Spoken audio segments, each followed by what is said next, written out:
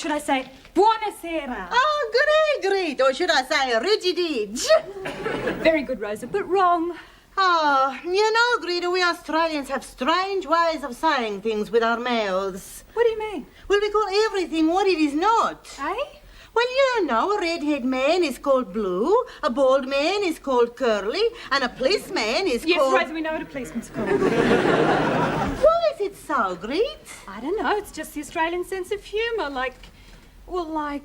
Oh, you mean like poofter bashing? No, Rosa, it's like... It's very hard being an Australian, Greet, you know? It took me many goes to become one. You, an Australian? How could you be an Australian? No worries, I'm dinky die, fair dinkum, Women's Weekly bloke. I can't see you as an Australian. I got a piece of paper to prove it, do you? Well, no, I don't. There you are. You see, I'm more Australian than you are. In fact, about 20 kilos more. Oh, Rosie, you're so funny. You see, Greta, it was a joke. I got it, Rosa, I got it. I remember the day I turned into an Australian. It was payday, 1954. Oh, how I remember that day I was naturalised. I walked out of the plastic sandal factory, just another hard-working migrant, and I came back the next day as an Australian, and my life had changed. How come? I went on strike. It's not all beer and skittles being Australian, you know. It took me 2 goes to become one. Things were hard for wogs in those days. Well, Terrazzo hadn't been invented and we didn't have Al Grasby. How come it took you 2 goes to be naturalised? Oh, well, I tell you, Greta. I stood there with one hand on the Bible and the other on my heart. And the man, he said, swear to the Queen. So I said, bloody Queen, and he threw me out of the... Rosa, you didn't. I did. Oh, you didn't. I did. I just said so. Oh, how embarrassing. What about Enzo? What did he do? Was he there? He wouldn't talk to me. He'd been made an Australian the day before. But Enzo, he turned into a real Australian. What do you mean? He went out that very day and bought a Hills hoist. So? So, we lived in a flat. I had to tell the landlord it was a television aerial, but he didn't believe me. Why not? Television started 2 years later. But of course, in those days, we didn't need television for our entertainment. Enzo, he'd come home from the hula hoop factory and sit in front of that Hills hoist and laugh and laugh. Ah, how I miss him, my dear departed Enzo, who is no longer with us because he passed away and went up into heaven, because he departed this life and died. He's dead, you know. Yes, I know, Rosa. We all miss Enzo. He was quite a man. The only man who ever owned a purple Victor. And with a St. Christopher medal on the fuel tank. That was Enzo's little joke. Enzo, he loved to laugh. He laughed all day and all night as well. He laughed all his life. He was laughing when the bus hit him. But then Enzo was crazy. Oh, Greta, I forgot to tell your father that you and Bruno are coming here for dinner. Well, it's a bit late now. I'm here and Bruno's on his way. Oh, Dad will just have to lump it. I wonder what he will say. What he's said every night for the last 20,000 years. What? I'll show you. Yoo-hoo, I'm home. Hello, Ted. How was your day? Bloody shambles, of course. Someone should blow wogs, nuns, popes and valiants up. That's very good, Greta. You're very funny. You should be an actor. But you should not laugh at your father. There are enough people doing that already without his family. But that's exactly what he's like. Oh, he's not. Yes, so too. Do I ever get, hello, my darling daughter, or hello, Greta, how is my little girl? No, it's, what are you doing here, Miss Smarty Goanna Legs? Greta, you're just making this up. Your father's nothing like that. Yoo-hoo, I'm home. Hello, Ted. How was your day? Bloody shambles, of course. Someone said blow Catholic parking cops up. Oh, dear. What has happened now? Well, there I am, Rosa, casually blasting me horn at this pushy nun on the pedestrian crossing. When suddenly this Catholic voting parking cop leaps out of the bushes. Hello, Daddy dear, how are you? What are you doing, Miss Smarty Wombat Bum? You see, Rosa, you don't care at all, do you, Dad? You don't love me one little bit. Love who? Who don't I love? What's going on? Nothing. Well, what's she going on about, Rosa? Nothing. Oh, God, you've both been watching that soppy Days of Our Lives again, have you? No, typical see. male attitude. Yeah, you've been listening to that Helen Reddy record again. No, I haven't. All right, it's that Germaine Greer record again. Don't be ridiculous. I'm not ridiculous, I was in the army, so stick that, Miss Smarty Goanna Legs, in your pipe and smoke it. Now stop this squabbling, both of you. Fighting will get you nowhere. Look at the Italian Parliament. Bloody Italian Parliament rubbish. All those jabbering eye-guys, they all get to have a seat in there. It's like one huge big dunny. You walk in, you sit down for a while, and they walk out again. No wonder their engines are always in their boots. And what's that got to do with it? Well, I don't know, but if I said it, it must be right. Yeah, sure, Dad. Stop saying that. Why don't you go home and take the wog for a walk? You're referring to my husband, Bruno. And my son. You keep your kids out of this, Rosa. I've got enough trouble with my own. Bloody stupid Thelma, it's all her fault. She's got a lot to answer for. Let's have children, Ted. Let's have a family, Ted. It'll be fun. Bloody stupid woman. It'd be more fun standing in a bucket of Nana custard. Well, you know what I mean. Where's the wog hiding? He's not here. Oh, thank God for that.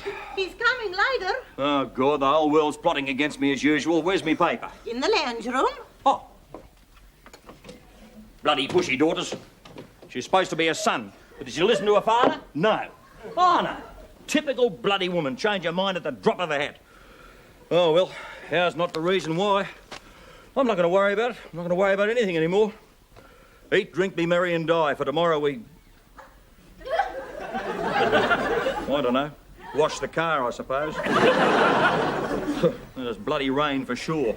A man can't take a trick. Not one lousy trick. From the moment a man is born, he's battling against it. Life is just one big, long battle. It's like the war. Except the war was fun.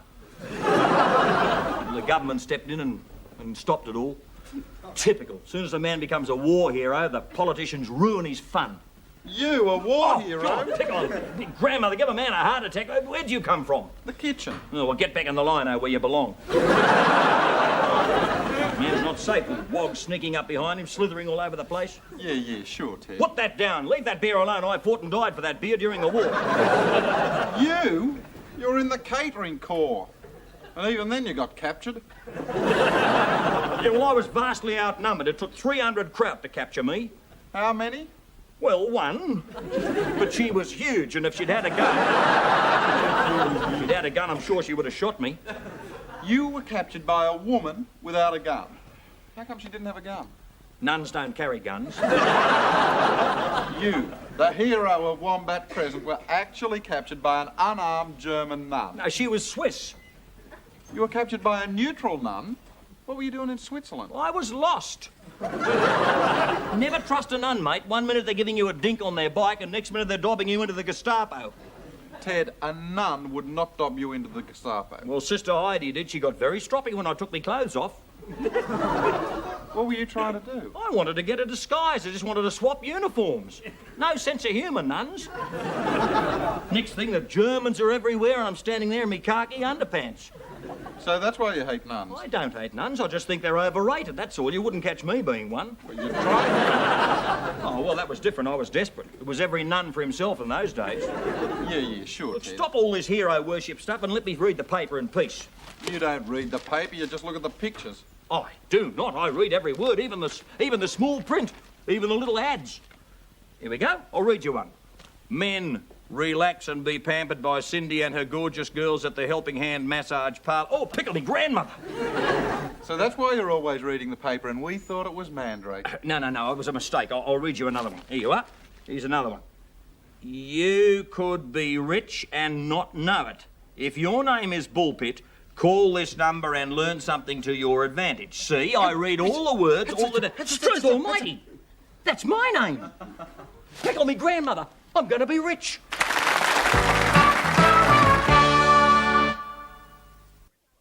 Now, about this you could be rich bloke.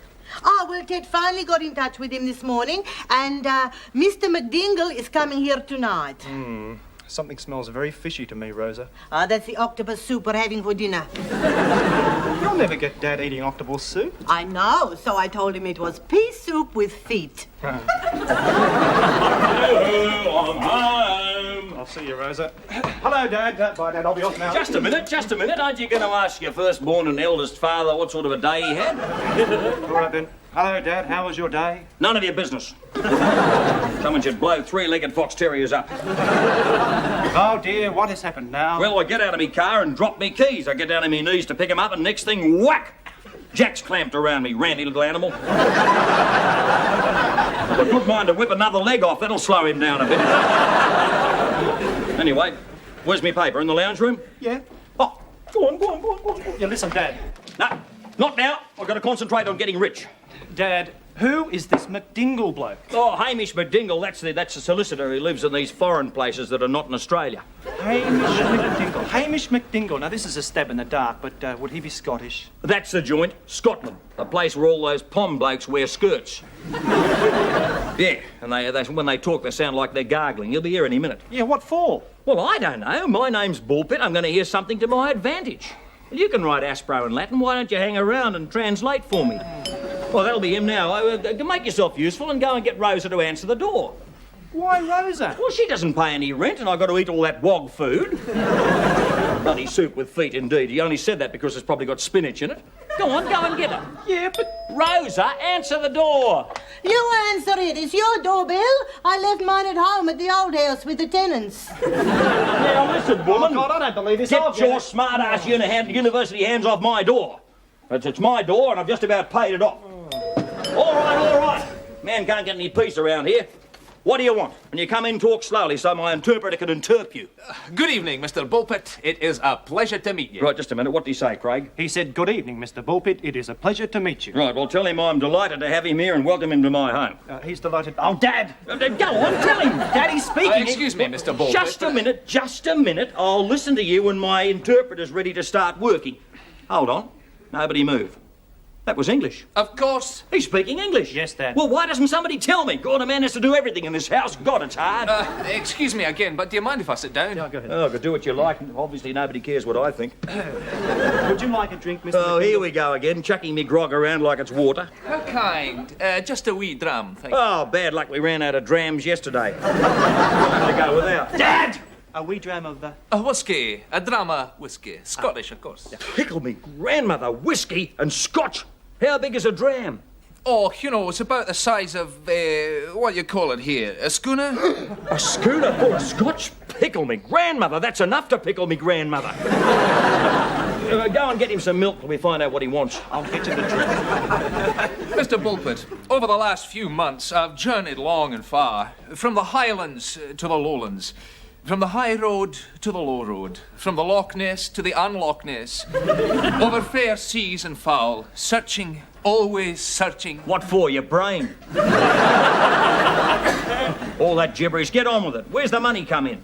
Mr. Bullpit, I am searching for one man, the sole surviving heir to the Clan McBullpit lands. Oh, it's me. Just a minute. On the McBullpit lands, there are many God-fearing traditional crofters and shepherds. A huge and crumbling castle dating back to the days of Duncan the Dreadful in 1257, and a 50-acre supermarket. It's me. Just a minute, Mr. Bullpit. I must have proof. I'll get you proof. How much do you want? I need to know beyond doubt that you are the heir to the title Duncan, Dougal, Lochinvar, Rob Roy, Wayne McBullpit. Wayne? Assassinach nigger in the woodpile. Lady Mary Dreadful didn't see him until it was too late and the dark deed was done. Hence the old Scottish saying, Wayne, Wayne, go away. But enough of ancient Scottish legends. Do you believe you could be this man? It's me. Oh, I'm rich. Oh, I'm going to inherit Scotland.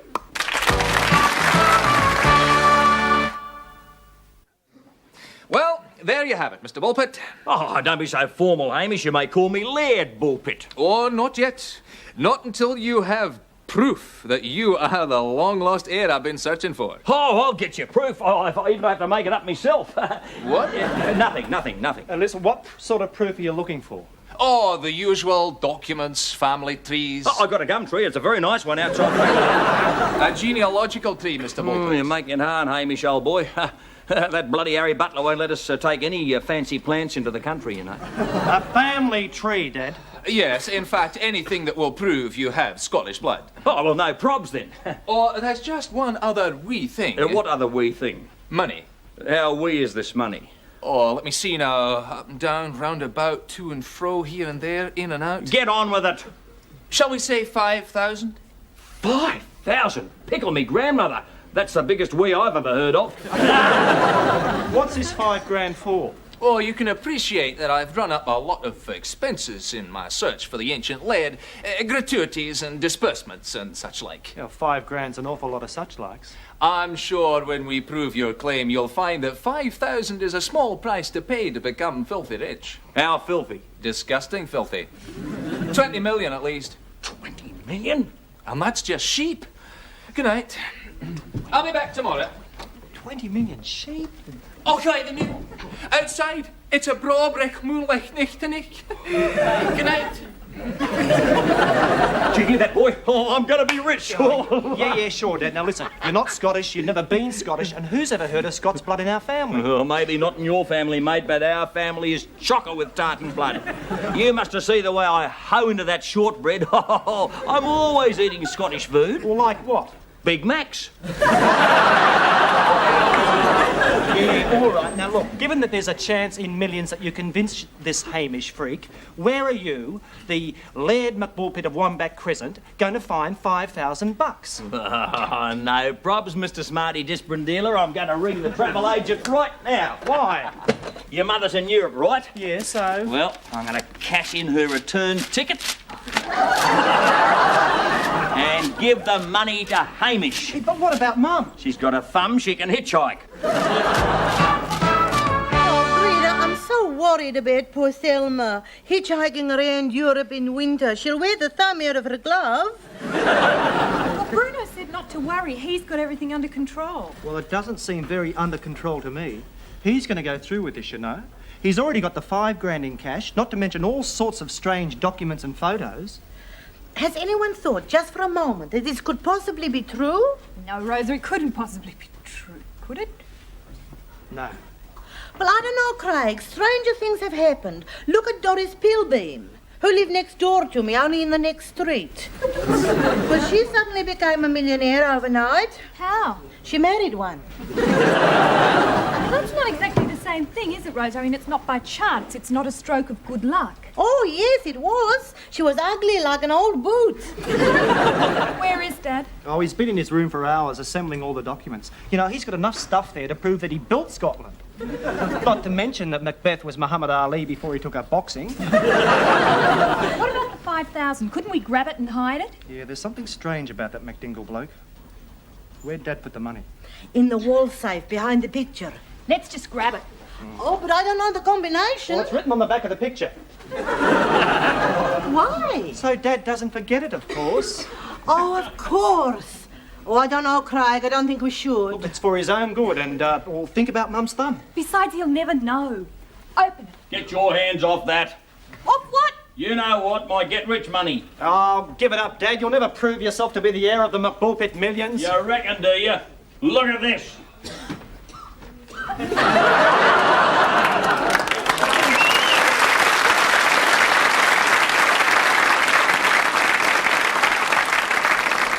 I don't believe it. It's Bonnie Prince Teddy of Wombat Crescent. Watch it, mate. I'm a laird and I'll chuck you in the dungeons of me castle, or better still, I'll chuck you in the deep freeze of me supermarket. Yeah, sure, Dad. What are you doing? What are you... Get down. Anyone alive up there? Dad, I always wanted to know what Scotsmen wore under their kilts, and now I do. What? Oh, Ted Bullpit, you should be ashamed of yourself. I couldn't find anything else. I didn't know every Tom, Dick and Harry was going to be gazing up there. What have you got in there? How dare you! A man's sporran is sacred. Leave it alone. You don't find people grabbing at Prince Charles' sporran, do you? Yeah, sure, Dad. Yeah. Oh, Struth almighty, that'll be him. Come himself. Hamish, come to crown me. good evening, Mr. Bulpit. Lockeye, the new, Haggis, Loch Ness, Aberdeen, Glasgow, Bagpipes, Johnny Walker, Harris Tweed sports coat. I've just been taking my wee caber out for a toss. If ever I needed proof, this is it. You look magnificent, man. Just like Duncan the Dreadful himself. You are truly the laird of the McBulpit lands. Give me the money. Oh, yeah, right. Here you go. Here's the 5,000. Thank you. Good night. Just a minute. Don't I get a royal certificate or something? You really want one? Bloody oath I do. It's in the mail. Good night. Oh. Just a minute, I'll take that money. McStruth, who are you? I got your money back, Ted. What are you doing, Wog? He's just made me laird of everything. Yes, Ted, you and 1,000 others. He's been pulling this con trick all over the world, haven't you? Hamish McDingle, alias Boris Cyril Bogdanovich, alias Wing Me How Luck, alias Pedro Jose. Yeah, all right. Tickle me, grandmother, I'm poor again.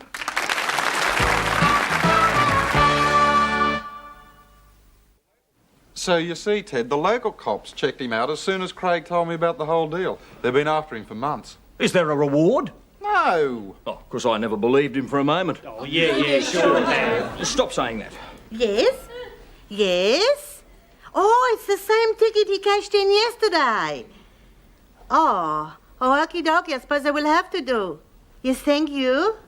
Bye. Well, Ted, I've managed to rebook Thelma's return ticket, but there is one problem. What? Well, since Thelma paid for it, prices have changed. So? So it's costing you an extra $500. Tickle me, grandmother, they got me again.